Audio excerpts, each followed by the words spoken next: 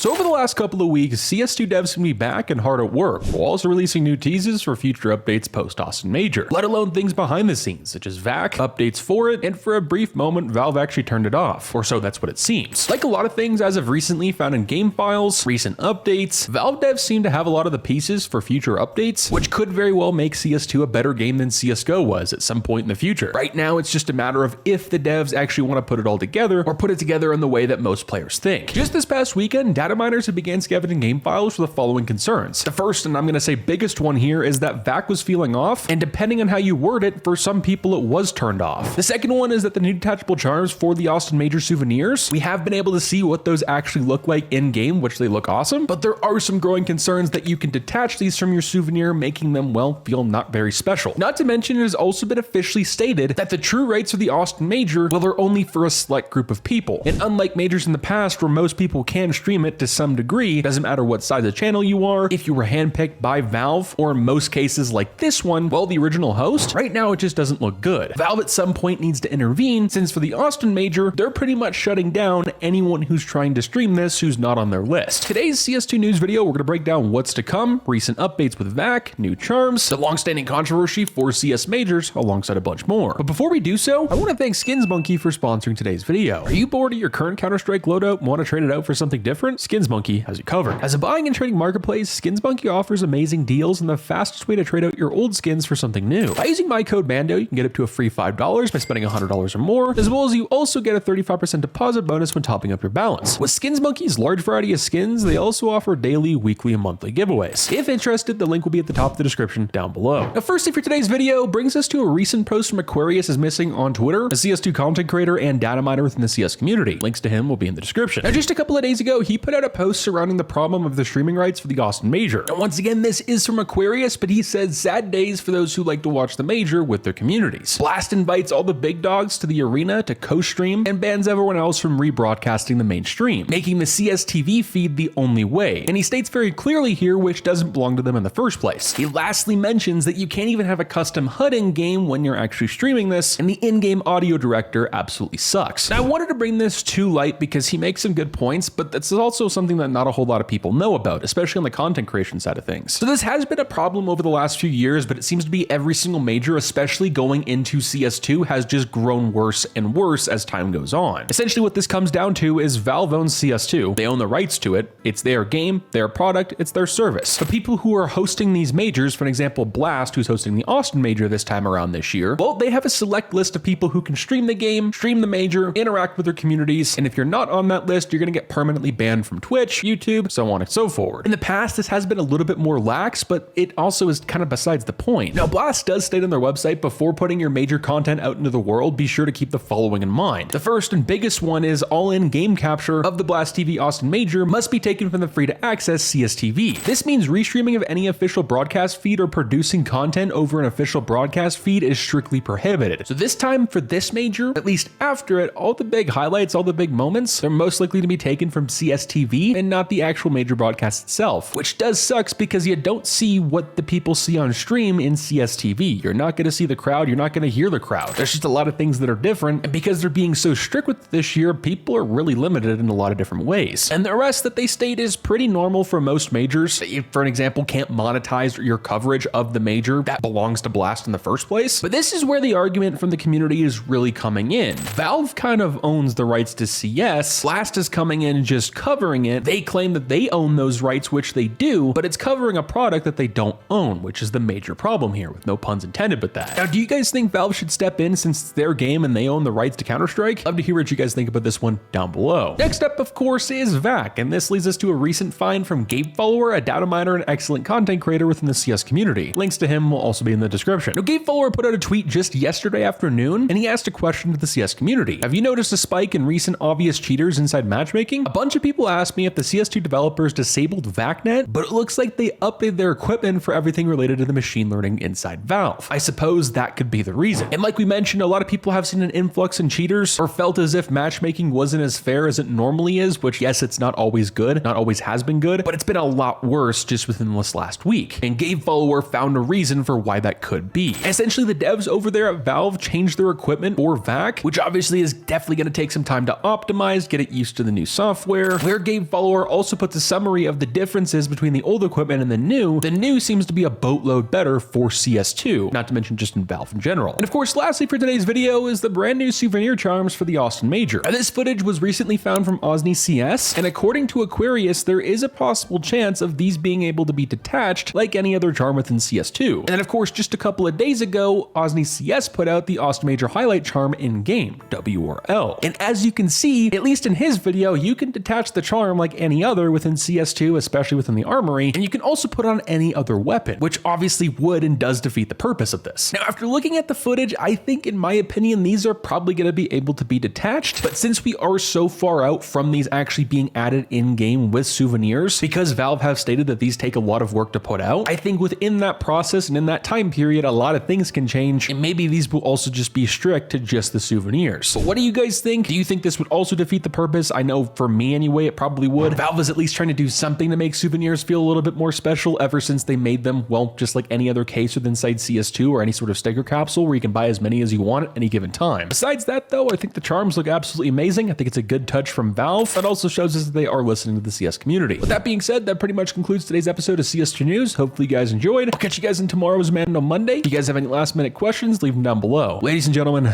fall out.